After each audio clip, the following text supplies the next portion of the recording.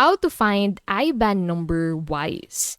Need your IBAN for transfers or linking services like AdSense? Let's quickly find it inside Wise. So, first and foremost, open Wise on your device, log into your account, and then go ahead and head over into the Your Card section.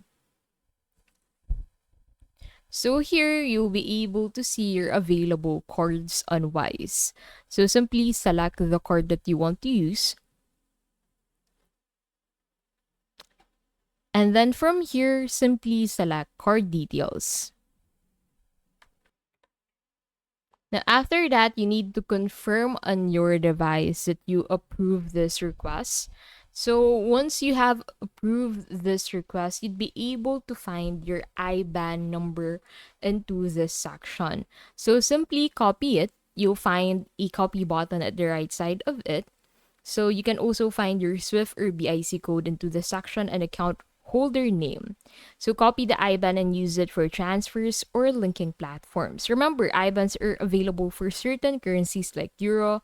For USD, Wise provides account and routing numbers instead. So always use the exact details shown in Wise to avoid failed transfers. And that is how to find IBAN number on Wise.